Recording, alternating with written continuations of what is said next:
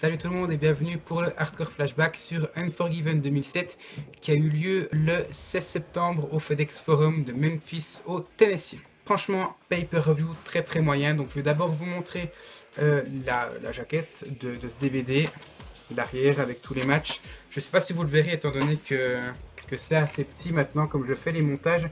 Ça se voit pas forcément, donc là Unforgiven 2007 avec l'Undertaker qui faisait son retour donc pour affronter Mark Henry, vous le voyez ici, c'était le main event, c'est pas Orton comme contre Cena comme beaucoup le disaient. Donc Unforgiven 2007, c'est un pay-per-view vraiment très moyen parce qu'au vu des matchs, Kali contre Mysterio contre Batista pour le titre poids lourd, Cena contre Orton pour le titre de la WWE, pardon.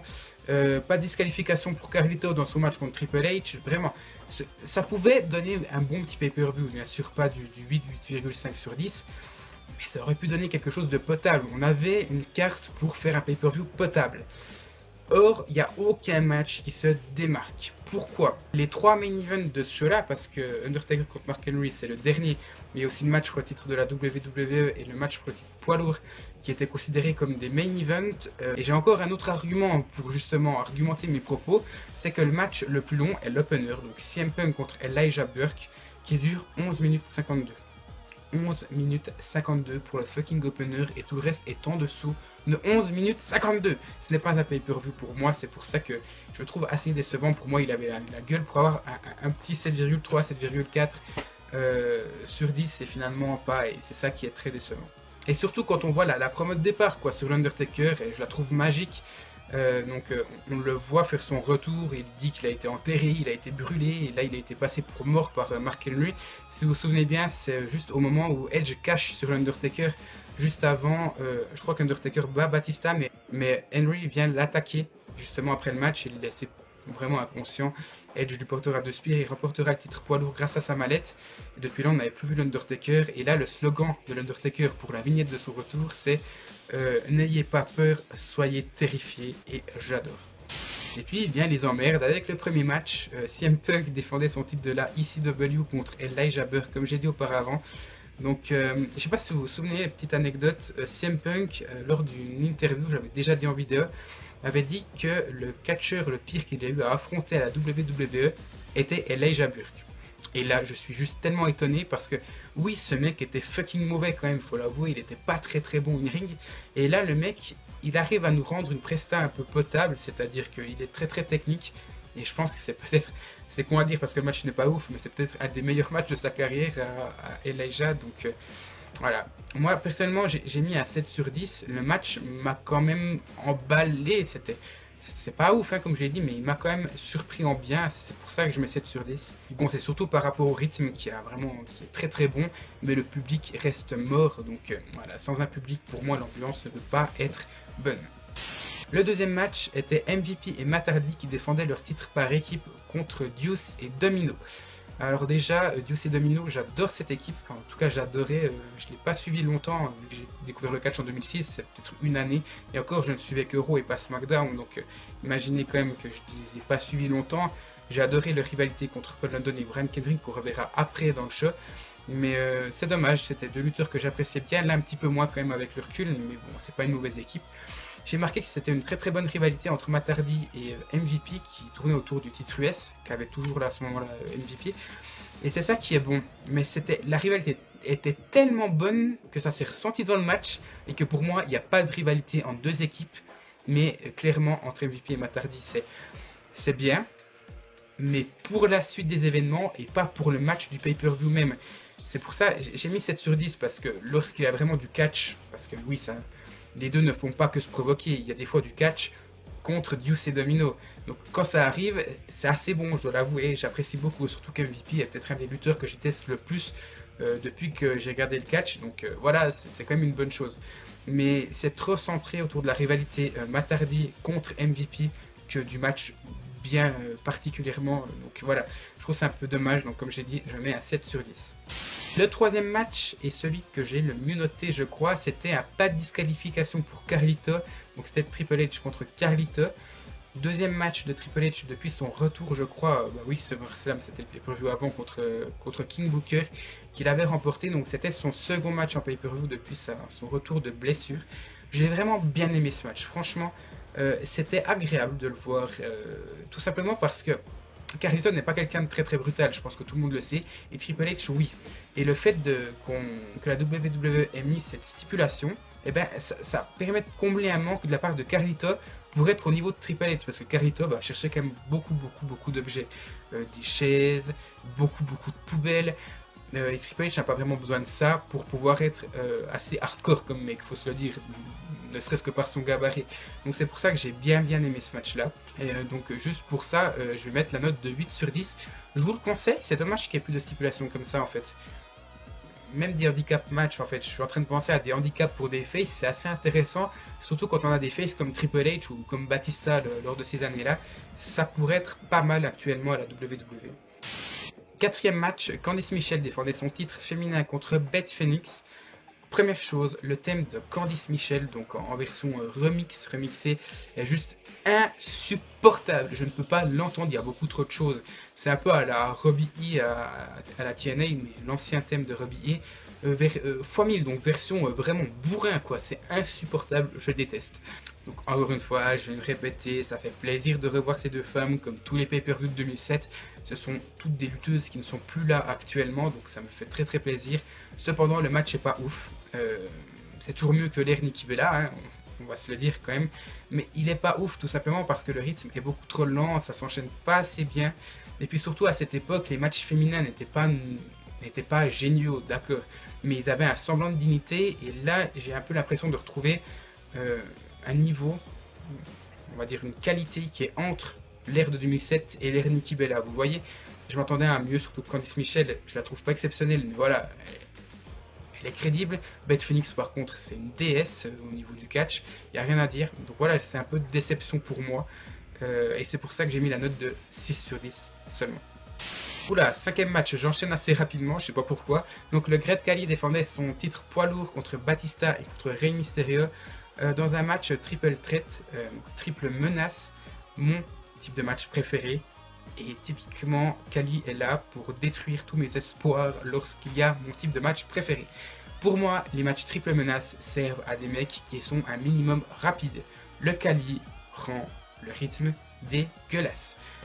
C'est Khali va plutôt aller sur la brutalité. D'ailleurs, je vais mettre en avant lorsqu'il donne un coup de poing à Rey Mysterio et son vice grip, je crois que ça s'appelait, lorsqu'il écrasait la tête de ses adversaires. D'ailleurs, on l'a vu en backstage auparavant, avant ce match-là, écraser des pastèques représentant la tête de Batista et un melon en fait représentant la tête de Rey Mysterio. Le melon avait même le masque de Mysterio. Vraiment, il était badass le Khali à ce moment-là. Il y avait même une petite rivalité qui était, enfin une petite gimmick qui était plutôt pas mal pour lui, j'appréciais bien.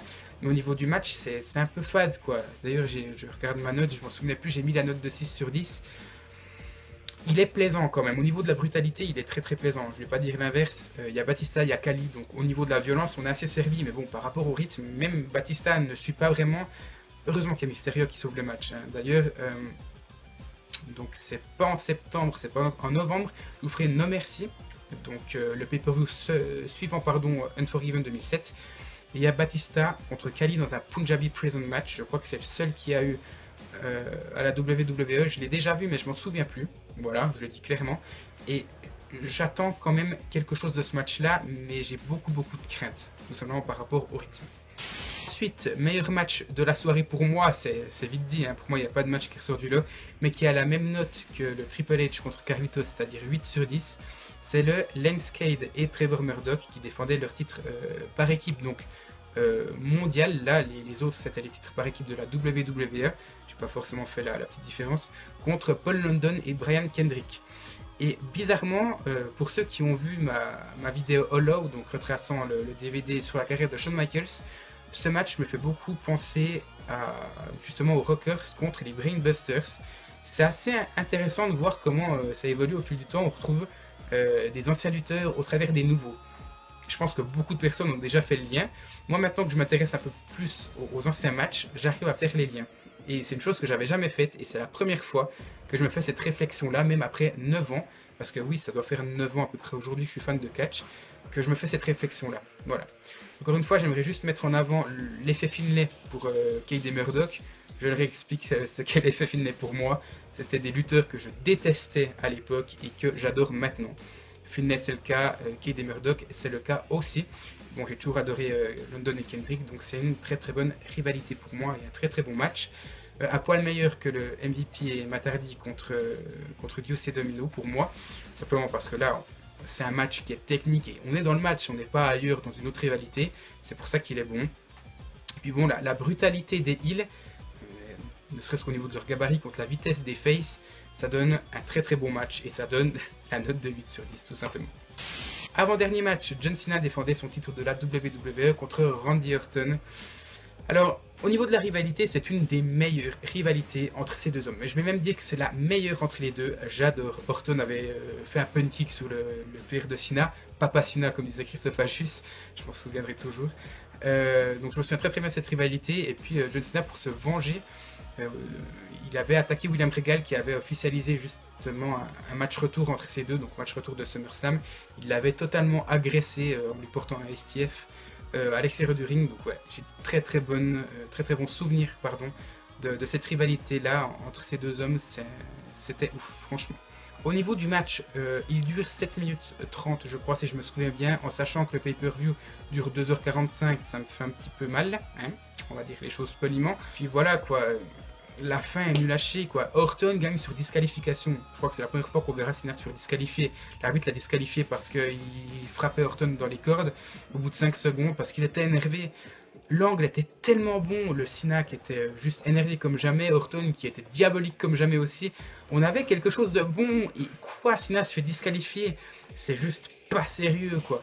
Vraiment c'est une déception, je m'en souvenais vraiment plus mais c'est une déception. Le seul bon côté du match c'est l'angle qui est autour du père de Cena. Orton le verra plusieurs fois, enfin le regardera plusieurs fois dans le match et puis le reprend pour lui faire un pun kick encore une fois après le match. Puis finalement c'est le père de Cena qui va lui faire un pun kick à Randy Orton lorsque Cena lui portait un STF. C'est le seul bon moment mais c'est après le match donc je lui mets une note de 6,5 sur 10. Et le main event, l'Undertaker affrontait Mark Henry. Match correct. Ouais. Je prends un peu sur moi pour dire qu'il est correct. C'est un des pires main events que j'ai jamais vu, je le dis clairement. Il est pas si mauvais que ça. Pour moi, il est mauvais. Il n'a pas la moyenne pour moi, donc il est mauvais. Mais il n'est pas si terrible que ça. J'ai été assez déçu, comme vous l'aurez compris. Moi, ce qui m'énerve dans ce match-là, c'est que je me souviens, et on le voit durant tout le pay-per-view à 2 reprises, durant de longues vignettes, comme je l'expliquais au début, que l'Undertaker revient encore plus fort que jamais, et il se fait quasiment détruire durant tout le match. C'est génial, les vignettes comme ça, c'est abusé, ça me rend malade. Voilà, donc il a même pas l'ascendant après le match, donc oui, l'Undertaker a remporté ce match-là. Je vais refaire un peu le tour après, faire une conclusion pour vous dire qui a gagné leur match, parce que je ne l'ai pas fait. Et puis bon, le finish est horrible. L'Undertaker finit sur une powerbomb, donc je sais plus le nom. Là, powerbomb, je sais plus du tout ce que c'est. Mais finir sur une powerbomb pardon, pour l'Undertaker, c'est un peu comme si Cena finissait sur un springboard stunner. Vous voyez, ça, pour moi, ça ne va pas. Donc ouais, vraiment, le main event est bof. J'ai mis la note de 5,5 sur 10. Ça fait une note totale de 54 divisé par 8 matchs, ça fait 6,7. J'entendais clairement au pire quand je voyais les notes que je notais au fur et à mesure. Je me suis dit ça va être la pire note que j'ai jamais donnée en pay-per-view. Finalement non, la pire reste Night of Champions 2014 que j'ai noté à 6,5, mais c'est pas loin. Ça fait un pay-per-view 3 étoiles, mais bon sur le papier c'est pas vraiment le cas. Donc concernant les résultats, je vais vous les dire ici. Je vous l'ai dit, Orton a gagné par disqualification, donc Cena conserve son titre de la WWE. Batista est devenu le champion poids lourd en battant Khali, c'est une déception, ce mec. Pour moi, il ne méritait pas forcément d'être tout le temps champion poids lourd, c'était un petit peu trop répétitif. Undertaker a battu Mark Henry, Matt Hardy et MVP ont conservé leur titre par équipe de la WWE. Candice Michelle a conservé sur un petit paquet aussi, ouais ça je l'ai pas dit mais la fin est juste dégueulasse, donc elle conserve son titre féminin. Triple H a battu Carlita, Lenscade et Trevor Murdoch ont conservé leur titre par équipe du monde, et CM Punk a conservé son titre de la ECW. Voilà. Concernant les prochains Hardcore Flashback, le mois prochain, il y aura Extreme Rules 2012 qui a été déjà fait. J'ai déjà tourné, ça fait au moins depuis le mois de juin, je pense, donc ça fait un sacré moment. Je vous dis pas la note, mais il est légèrement meilleur que celui-là. Au mois d'octobre, je vais le répéter ici. En fait, au mois d'octobre, il y aura The Champions, un tournoi qui oppose 8 participants. Et à la fin, bien sûr, il y aura une finale pour déterminer le champion de la chaîne WWE Nation FR. Donc il n'y aura pas d'hardcore flashback pour ce mois-ci, parce que sinon ça ferait un mois trop chargé. Et puis donc, comme je vous l'ai dit, au mois de novembre, donc on va se retrouver avec No Mercy, je ne l'ai pas sous les yeux, No Mercy 2007, donc la suite de ce pay-per-view là. Donc je ne l'ai pas encore vu, je vais faire mes petits pronostics. Je pense que vu la gueule qu'il a, je me souviens qu'il y a l'angle avec la blessure de Cena, Randy Orton qui va devenir champion, si vous vous souvenez, après Triple H. Enfin, voilà, je ne vais pas vous spoiler maintenant si vous ne l'avez pas vu. Je pense qu'il a bien la gueule pour avoir un 8,2 sur 10. J'espère ne pas être déçu. De toute façon, pour le savoir, je vous donne rendez-vous au mois de novembre. Et en attendant, il y aura plein d'autres vidéos sur la chaîne. Voilà. Je vous remercie d'avoir regardé cette vidéo. N'hésitez pas à la liker, à la commenter si vous avez des désaccords ou des accords tout simplement avec moi. Et puis nous, on se retrouve normalement, et cette fois-ci, ce sera le cas, pour la vidéo unboxing dans 4 ou 5 jours. Voilà. Encore un grand merci à vous et à tout bientôt.